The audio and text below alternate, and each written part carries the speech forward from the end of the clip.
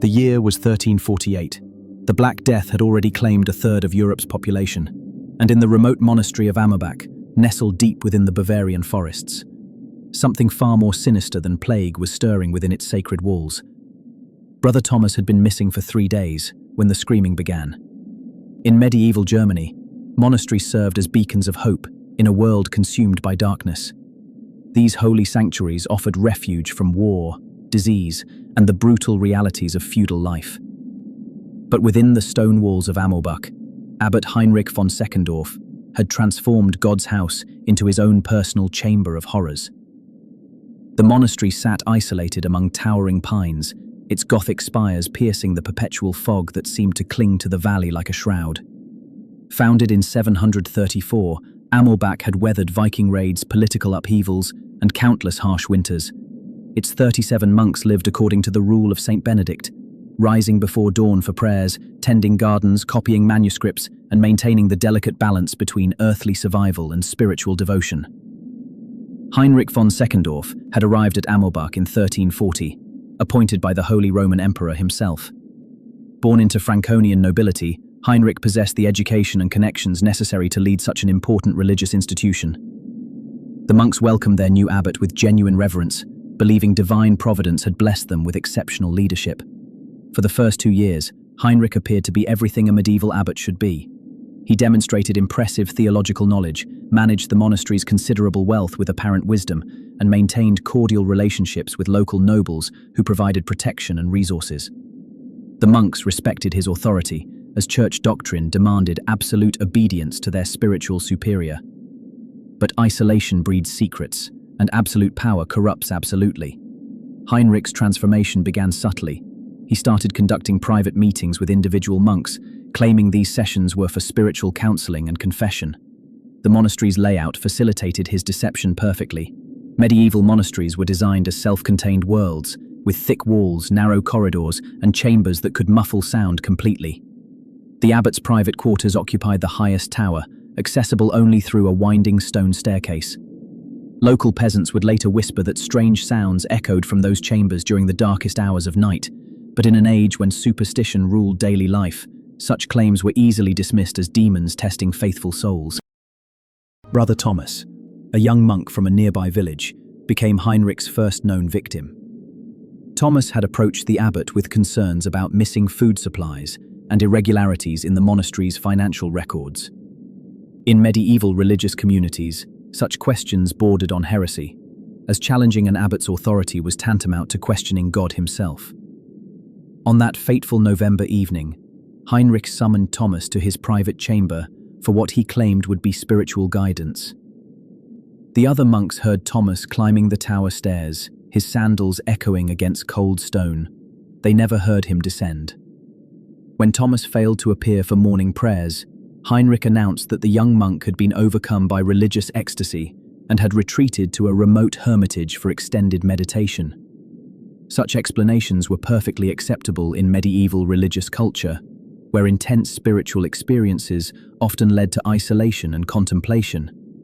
But Thomas's disappearance marked the beginning of a horrific pattern. Over the following months, 5 more monks vanished under similar circumstances. Each disappearance followed the same routine. Heinrich would summon the monk for private consultation, claim they had experienced divine revelation, requiring solitary retreat, and the individual would never be seen again. The surviving monks began experiencing collective psychological trauma, though they lacked medieval vocabulary to describe their condition. They reported nightmares, unexplained feelings of dread, and an overwhelming sense that evil had infiltrated their sacred space. Some became convinced that demonic possession had corrupted their abbot, a belief that aligned perfectly with medieval understanding of supernatural intervention in human affairs. Medieval criminal investigation was virtually non-existent, particularly within religious institutions. Church law operated independently from secular authority, and abbots wielded nearly absolute power over their communities. The surviving monks faced an impossible dilemma. They could neither challenge Heinrich's authority nor escape his increasingly erratic behavior. The truth emerged only when Brother Marcus, the monastery's oldest member, discovered Heinrich's horrific secret. While searching for missing manuscripts in the tower's storage chambers, Marcus found evidence of Heinrich's crimes: personal belongings, blood-stained clothing, and makeshift grave sites within the monastery's walls.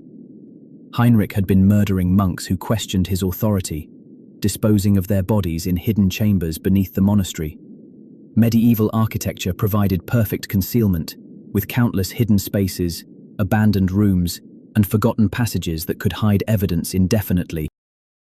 When confronted, Heinrich showed no remorse.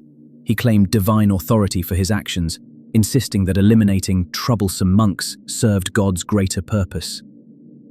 This twisted logic reflected medieval society's complex relationship with religious authority, where church leaders often justified horrific actions through theological interpretation. The surviving monks finally contacted secular authorities, risking their own lives to expose Heinrich's crimes. The investigation revealed at least 6 confirmed murders, though the actual number may have been higher. Medieval record-keeping was inconsistent, and many monks could have disappeared without leaving historical traces. Heinrich's trial occurred in 1349, conducted according to medieval church law. The proceedings were secretive, as exposing such crimes would have undermined public faith in religious institutions. The church valued its reputation above justice, a priority that characterized medieval ecclesiastical politics. The abbot was ultimately executed, though historical records provide few details about his punishment. Medieval justice was brutal and public, designed to deter similar crimes through spectacular displays of suffering. Heinrich's execution probably involved torture, dismemberment, and public humiliation before death. The monastery of Amorbach was subsequently abandoned, its surviving monks scattered to other religious communities. Local peasants avoided the site, believing it remained cursed by Heinrich's evil actions. The buildings gradually crumbled, reclaimed by the forest that had witnessed such unspeakable horrors. Today, few traces of Heinrich's crimes remain. Medieval society's emphasis on oral tradition rather than written documentation allowed many details to fade into obscurity.